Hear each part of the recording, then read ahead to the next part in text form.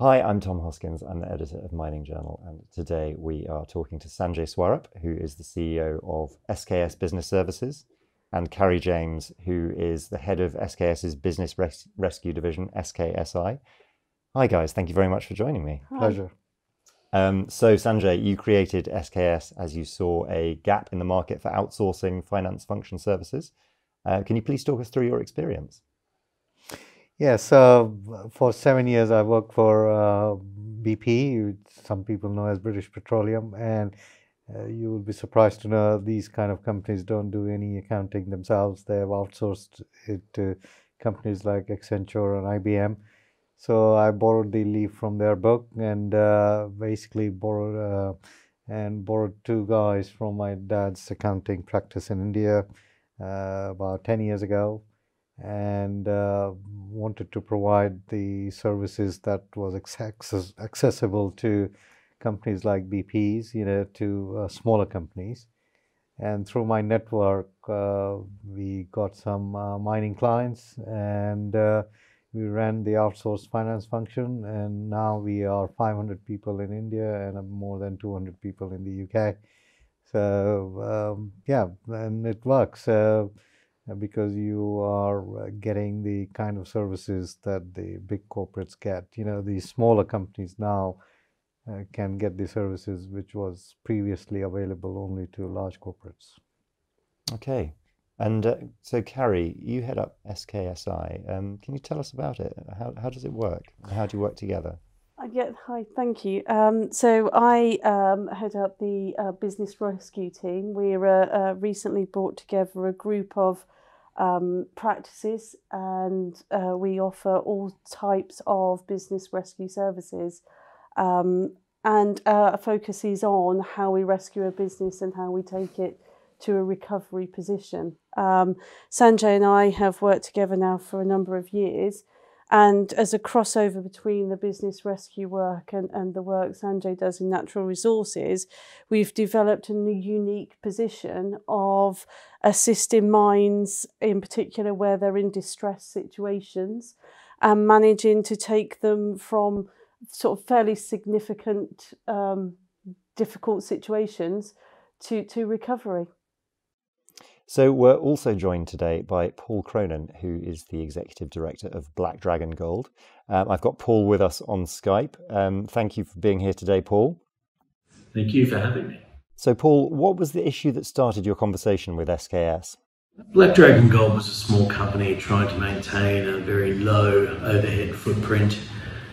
We wanted to have complete compliance with both our accounting requirements and our stock exchange reporting requirements, but wanted to do it at a low cost. SKS offered us that solution, and they also offer us the ability to increase our finance involvement in the company as the company's operations require it. Interesting. And what are the benefits you've found working with SKS? We've certainly found that we've been able to operate and complete our accounting functions very, very easily with their team remotely. We know that the information that we provide to them and what comes back to us is on a timely basis, giving us the ability to do supplemental reviews as and when required. Very happy with the quality of the work that we've been seeing from SKS. And of course, very happy with the low-cost model that they offer. I see. Are there any negatives you found in outsourcing the finance function? No, absolutely not. Using online-based accounting software means that we can have accountants anywhere in the world, provided the primary data inputs are completed, which they are. We're confident that the information that is being provided to those accountants is both accurate and is reported back in both our statutory financials and our management accounts on a timely basis and with a great degree of accuracy. Thank you, Paul. Delighted to hear how well the outsourcing is going. Sanjay, I'm sure a lot of people would question why companies might outsource such an important function as finance. What would you say to that? There are many reasons. One is the smaller companies cannot recruit or attract the kind of talent required to help them navigate through different circumstances that these companies face. They might call them CFOs or whatever, but they don't have the necessary exposure or the skill set to deliver that kind of service. And what Carrie just mentioned about companies getting into difficulties. So if you look at the, let me just quickly talk you to the through the business life cycle of a mine. So initially there will be an exploration company. You need to, and the investor is looking to basically maximize the bang for the buck. So they don't want the VAT returns to be done in ivory towers in Mayfair. They want the money to go right into the ground. Then comes the feasibility study. Again, the investor wants maximum money to be spent to progress the project itself. Then it comes to development. Again, the same story. Then they will have a startup. They will start producing. The mine doesn't start producing at the nameplate capacity immediately. And then there will be refinancing rounds in the middle. All these kind of things needs complex expertise. And that's something which a company like SKS provides. Because we have the experience of supporting the companies in all through these different life cycles. So can you talk a little bit about clients that you've helped in the past? So I started my life with being a CFO of Mandatory Resources. This was a startup project straight after the global financial crisis in 2008. We acquired a couple of mines, one in Australia, one in Chile. And, what I did was, as CFO, was to agree credit a loan facility with Sprott Financing before even the company needed any money, because the experience taught me that the mines, when they're going through the startup phase, might falter. And that's exactly what happened. There was an earthquake in Japan.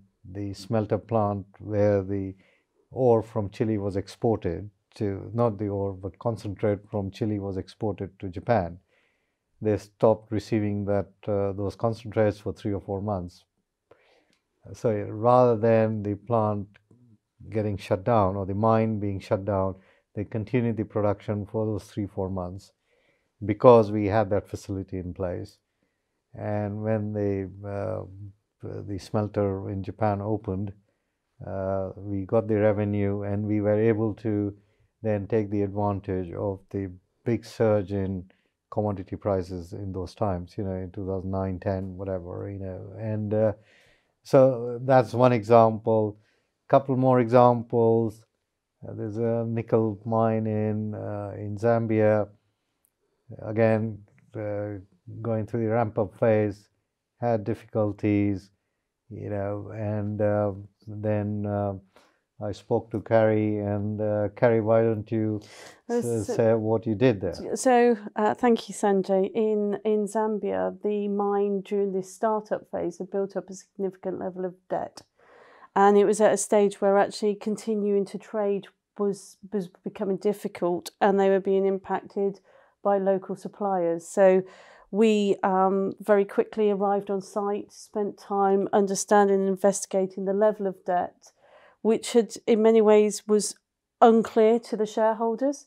So we were able to develop, understand the situation, take control and manage it through, and provide them with support immediately in terms of on-site and offshore finance functions. But in addition to that, we prepared debt management plans that we proposed to their suppliers to get the suppliers on board so that actually the mine could continue to trade. We also, at that stage, looked at further management controls and insisted with wider investigations, and actually even Sanjay's team at and SKS assisted them in finding a general manager.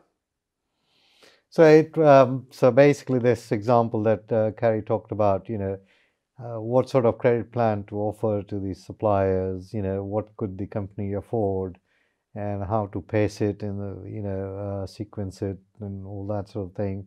and it was done by an independent third party as far as the suppliers were concerned. So they agreed to the plan, and that then ensured the viability of that project. Similarly, we had Rambler Metals and Mining, producing mine in Canada. They had, miscalculated some of the cash flow requirements, and they entered into difficulty. I was brought in as a CFO, and we restructured so basically the funding was conditional of them entering into a creditor's payment plan. So Carrie got involved. We had a creditor's payment plan agreed with 95% of the suppliers. I think in the final stages we got to 98% 98% of all suppliers. And then that allowed the guy who was providing the debt, which is West Capital. It's all on company's website. This is all press release. This is not insider information.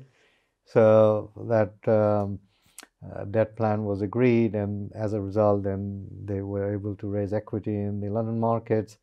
So they raised about 13.25 million.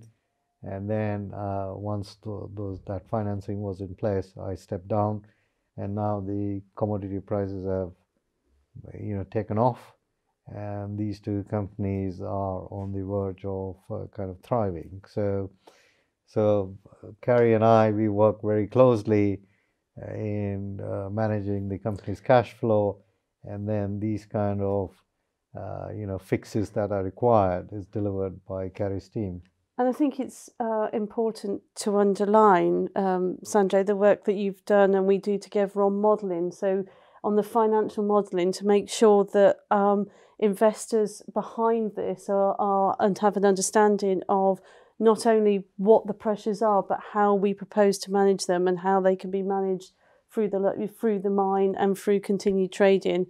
And it gives them some comfort when they're looking at their investment. And the other options that these companies had, to be generic about this, is the options available with these companies were very stark. They either basically sell the business, do a fire sale of the business or something, because don't forget, the directors are responsible, to some extent in how they trade. So they cannot rack up the creditors, but it's through no fault of theirs, due to COVID or whatever, they've racked up this debt. And then, the creditor payment plan also helped the directors. It helped the company getting funded. The existing shareholders protected their value. Otherwise, they would have had the fire sale, and then they wouldn't have realized anything. So it's those kind of situations. So it's fairly real, these how our collaboration helps these companies. Great. Well, thank you both for that insight into your business. It sounds extremely innovative, and I'm sure much to offer mining companies going forward. Thank you both again. Thank you.